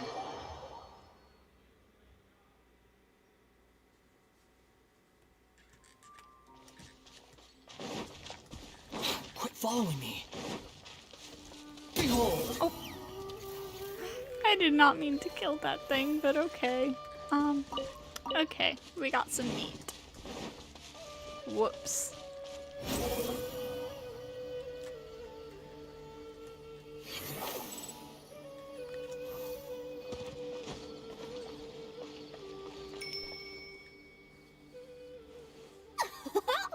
Now here are some unexpected guests. What brings you to the Palace of Alcazarzaray? When I saw Kaveh, I almost thought it must be that time of month again. Sadly for me, I must wait a few more days before I can collect my shiny Mora. Hey, can't you think of something else for a change? You are literally living in an objet d'art, and yet your mind is still fixated on nothing but Mora? What is the point of wealth, anyway? Is your happiness entirely dependent on your hoard of cold, emotionless Mora? Exactly right. Mora is extremely valuable, you see. If you don't keep your mind on it, your Mora may just find its way to somebody else's pockets. If you ask me, this place is still way too empty. Just give me some time and I'll fill it to the brim with lots and lots of Mora. You're hopeless. Let's get back to why we're here. Oh, so you have an actual reason to visit me? Alright, let's hear it. We would like to ask for your help in introducing us to some merchants. Merchants? Why? Is there some kind of business opportunity? Not quite. You described the library construction project to Dory. I see. So you're just looking for someone to help you fit the bill. I knew you wouldn't be interested in something like this. Still, you wouldn't refuse just making some introductions for us, would you? Sure, I can connect you with some folks, but with every service comes a fee, you know. A fee? You mean just for introductions? I don't know what you expected from her. Of course! Making introductions means using my connections and putting my reputation on the line. Why wouldn't I charge a fee for something so important? And since we've known each other for so long, though, I'll give you a huge returning customer discount. How about 500,000 Mora? 500,000? Classic Dory. I guess that's okay. But why are you charging a fee before we've even secured any funding? That just doesn't seem right. Besides, by helping us out, you'd be doing a great service to the public. Can't you take your mind off your Mora even for just 1 second and focus on something far more important?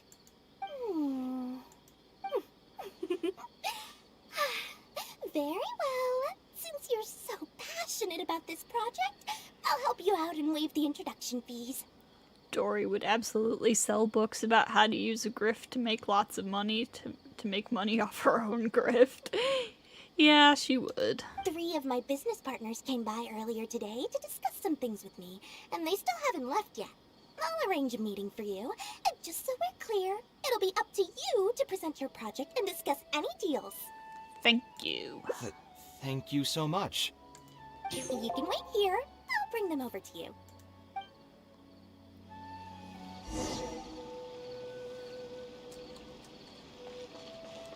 Let me think. Dory gave us a brief introduction about the two of you. You are Kaveh, the renowned architect, and you are the traveler. Practically all of Teyvat has heard of you by now.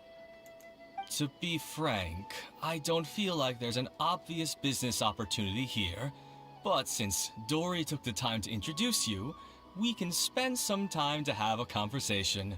So, let's hear your idea. All right, here's the situation.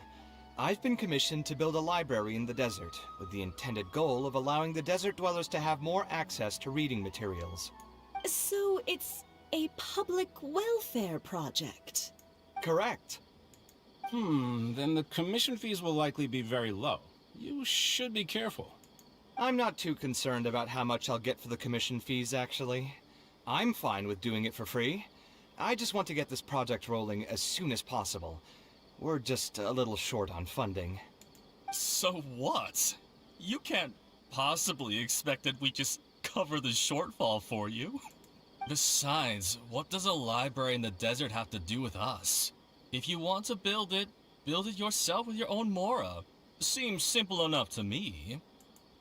Hey, there's no need to be so harsh. They are Dory's associates, after all. Here, can you tell us a bit more about what we can gain from sponsoring this project? You can get naming rights to the library. That's usually what you get for sponsoring this kind of thing. So we'd mostly be doing it for reputation and exposure? There is some value to that.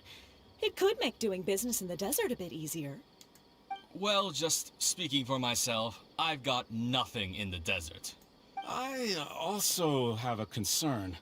It feels like there's not much to profit from in the short term. But in the long term, the reputation gain also doesn't sound like it'd offset the cost of the sponsorship. Then how about this? What if, instead of building a single library, we commit to an entire complex of buildings dedicated to culture and education? Wouldn't that just cost more? Yes, but in that case... Mr. Kaveh, please tell us what you have in mind. This girl is thinking. I'll She's just using give her an brain. example. If we were to build a library and a school near Aru Village, then the desert dwellers would gradually begin to migrate towards the area. A whole suite of buildings will be able to host more traffic, and thus drive the economic development of the entire area. In turn, that would lead to direct business opportunities. I've been to the desert several times.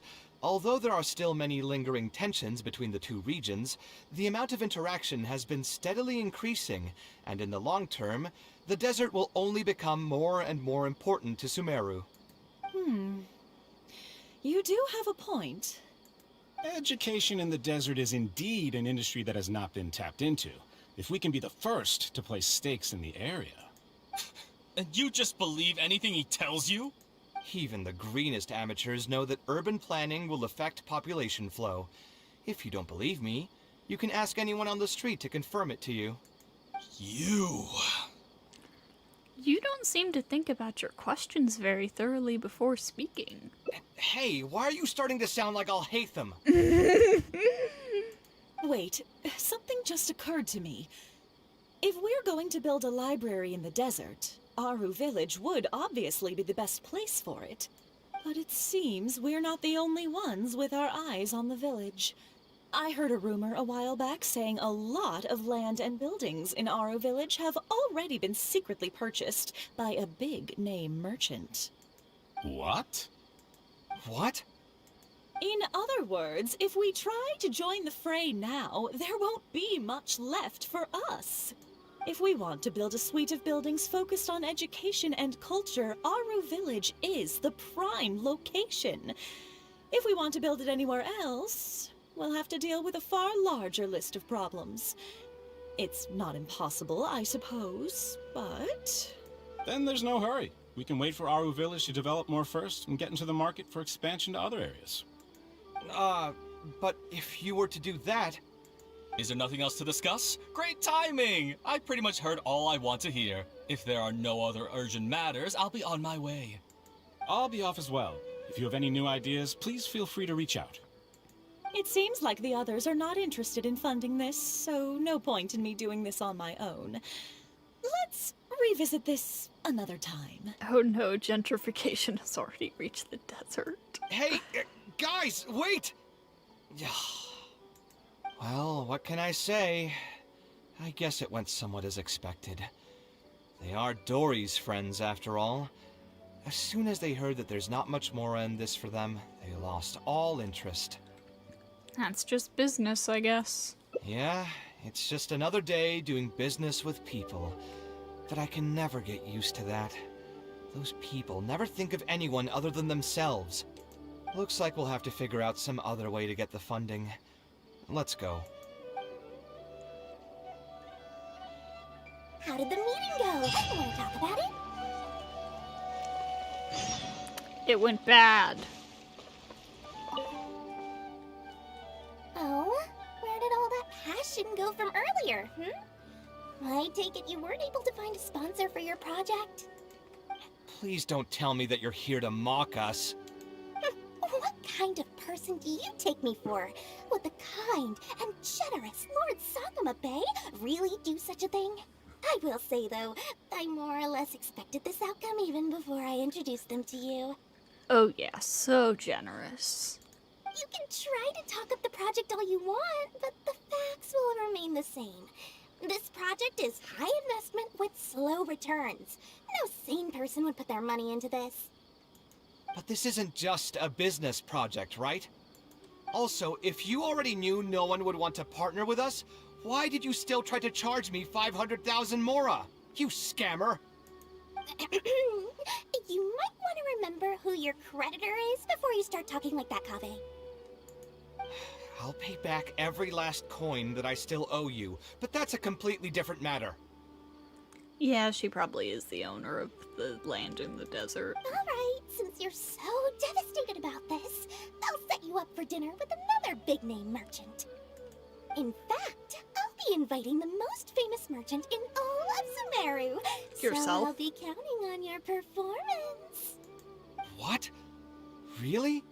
I would like to sincerely apologize for my attitude just now. So, where would we be meeting this merchant? Follow me. Oh, I suppose both of you can come. Kaveh, please. I don't think there's a merchant in Sumeru more famous than Lord Sangama Bay. So...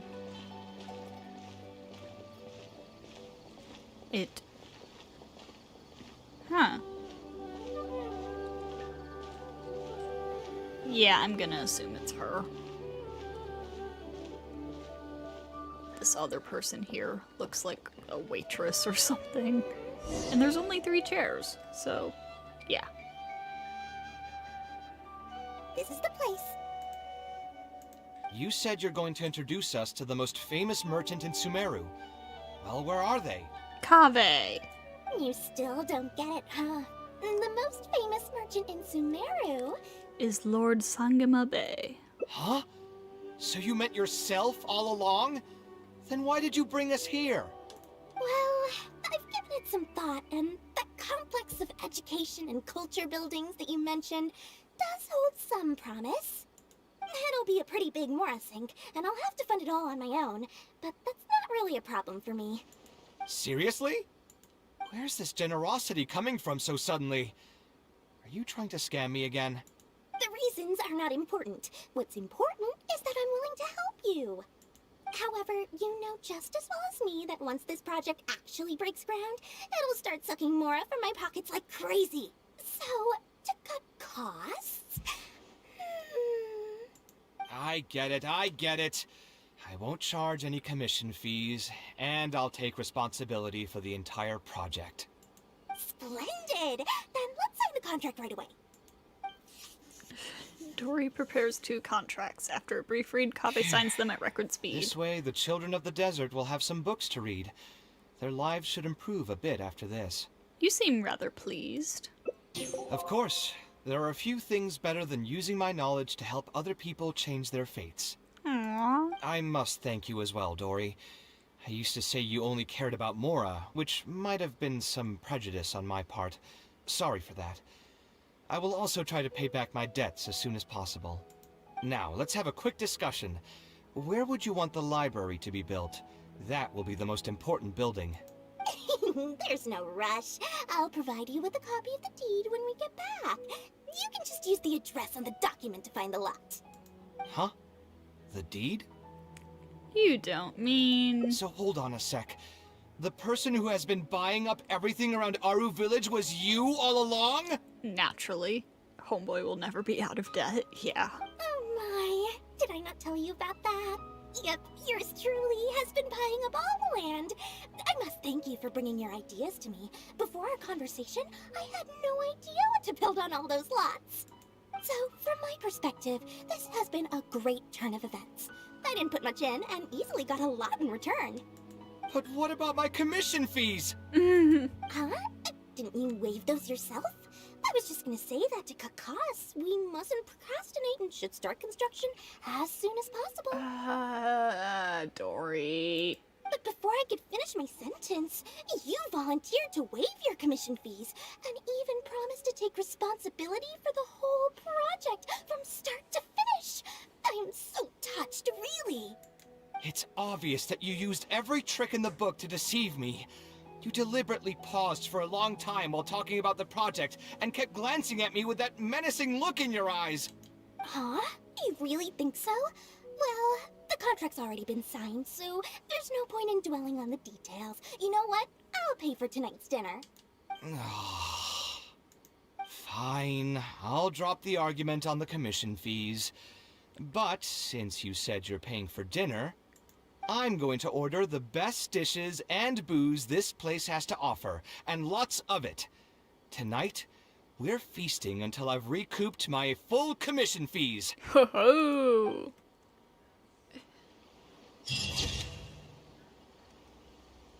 A done deal. Wait a minute, I have to recoup my fees.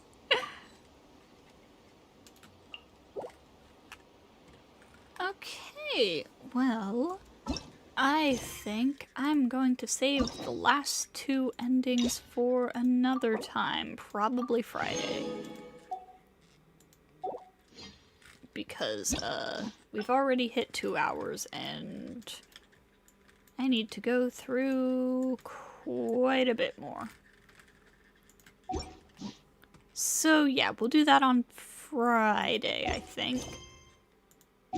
Tomorrow will, of course, be the last part of the TCG event. So, as always, thank you to everyone who stopped by, and I hope to see you all next time.